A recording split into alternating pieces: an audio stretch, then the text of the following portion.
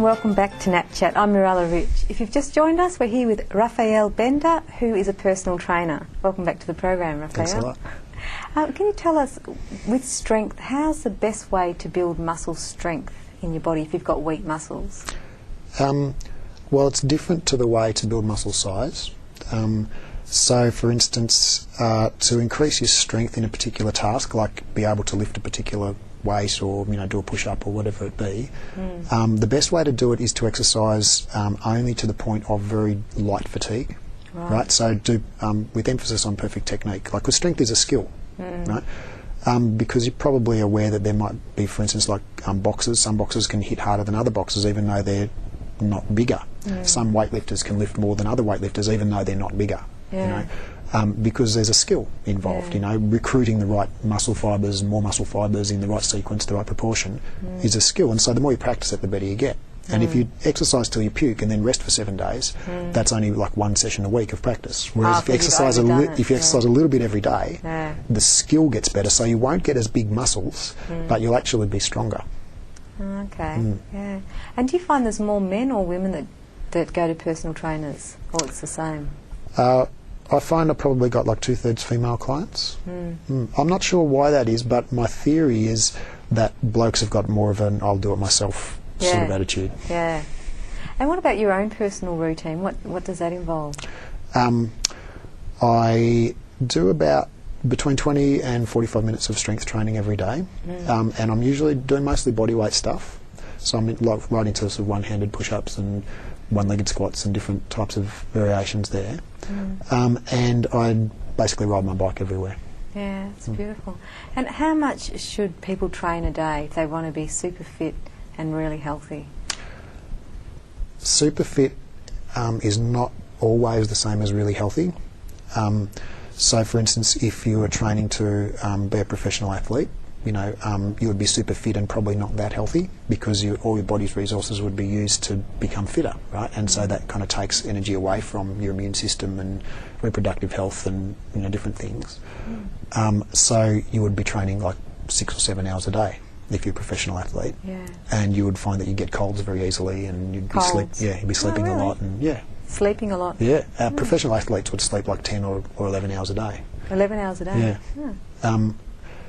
Whereas if your goal was to be, very fit and also very healthy, probably an hour and a half a day, and that would be a bit of strength training, a bit of cardio work, perhaps a bit of stretching, a bit of incidental things like, going for a walk or doing some housework or whatever. And say, for example, like professional athletes and people in the Olympics as well, they would train, how many hours did you say? 7 hours a day? Yeah, 6-7 hours a day. And is it all varied, that kind of training, or is it like, say if they're a walker, someone who does a really fast walking, what's their training schedule? Well, I'm not sure if I mentioned before the concept of specificity in exercise physiology, where exactly how you practice is exactly how you perform. Right? So the best off camera. You haven't mentioned it on camera. The best way to get better at walking is to walk.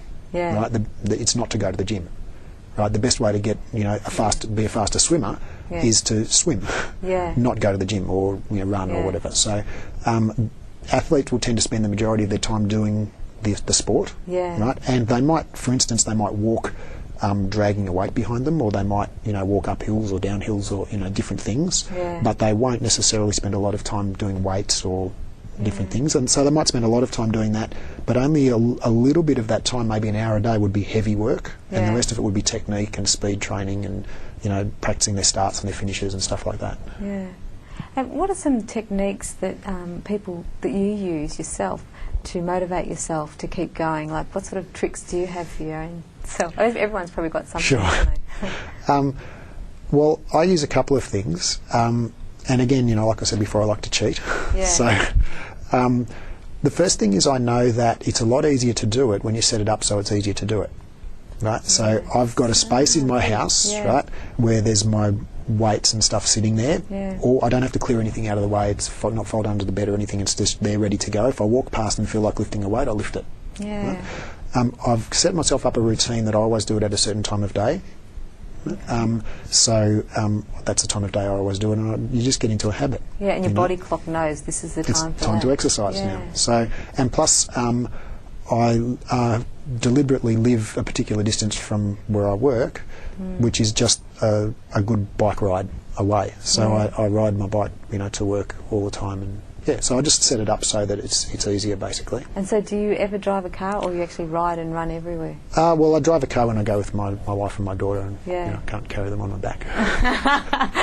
You can get one of those long bikes. Oh, wow. Yeah. Oh, that's good. Yeah, so you've got this whole attitude of health and fitness. But you also had it before you became a personal trainer, because you were into kung fu, and then you were like a bouncer at the I'm about to say at the gyms, nightclubs. Don't need bouncers at gyms. No.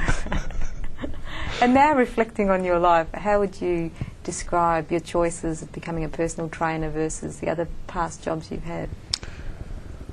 Well, I don't know if it's versus. I think it's been an evolution for me, and I'm really glad the path that I've taken. And if I hadn't had those previous experiences, maybe I wouldn't get as much out of what I'm doing. Yeah, and it wouldn't have maybe led you to there, because we all need to go in some direction to get us. But you find the most satisfaction now in being a personal trainer than.